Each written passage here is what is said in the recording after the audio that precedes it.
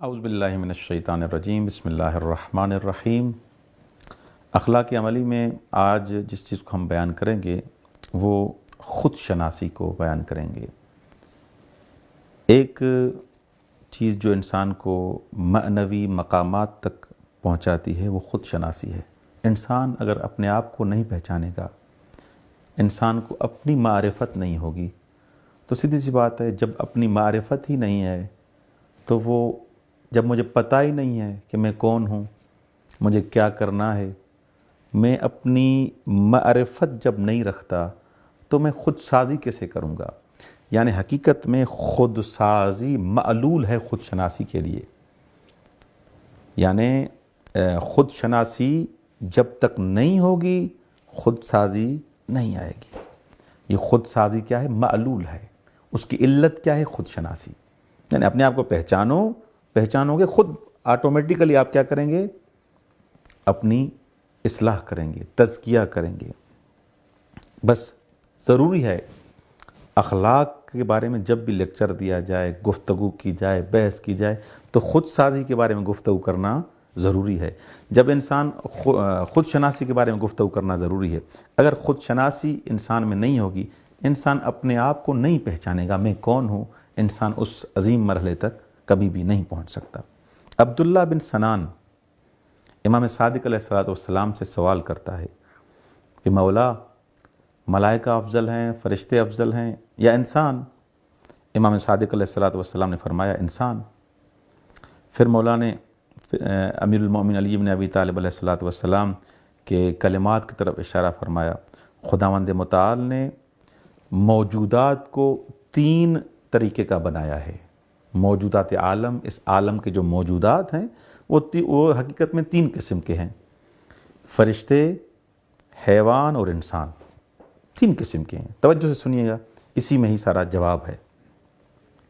فرشتوں کو فقط عقل عطا کی ہے اور حیوانات کو شہوت اور غضب دیا ہے، لیکن عقل نہیں دیا۔ ملائکہ کو فقط عقل، شہوت اور غضب نہیں، اور حیوانات کو فقط شہوت اور غضب، عقل نہیں دی۔ لیکن انسان وہ جو ہے، انسان ایسا موجود ہے جس کو عقل بھی عطا کی، جس کو شہوت بھی اور غضب بھی۔ اگر انسان یہ موجود عقل انسان شہوت پر اور غضب پر قبضہ کر لے، اس پر کنٹرول کر لے، اپنی شہوت پر، اپنی غضب پر، تو یہ فرشتوں سے بھی افضل ہے۔ اگر یہ انسان اپنی شہوت اور غضب پر کنٹرول نہ کرے تو یہ انسان حیوانات سے بھی بدتر ہے۔ اولئک کالانعام بل ہم اضل، یہ جو قرآن میں کہا گیا ہے کہ یہ حیوانوں کی طرح ہیں بلکہ ان سے ہی بدتر ہیں، یہ ان کے لیے کہا گیا ہے جن کے لیے نہ کوئی حقیقت میں کوئی معیار نہیں ہے۔ وہ شہوت ان کی عقل پر غالب آ جاتی ہے۔ اچھا، اب یہ سوال یہاں پر یہ ہے کہ ہم اگر اپنے آپ کو پہچانیں، خود شناسی، اس کے آثار کیا ہیں، اس کے فائدے کون سے ہیں؟ اس کا سب سے پہلا فائدہ یہ ہے کہ انسان کامیاب بن جائے گا۔ مولا علی بن ابی طالب علیہ السلام فرماتے ہیں نال الفوز الاکبر من ظفر بمعرفت النفس۔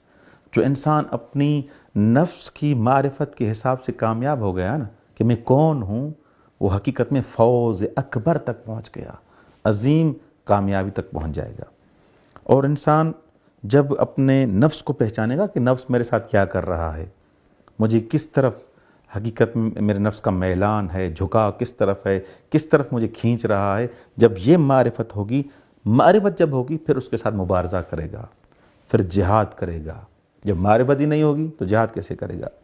مولا علی فرماتے ہیں من عرف نفسہ جاہدہا ومن جہل نفسہ اہملہا۔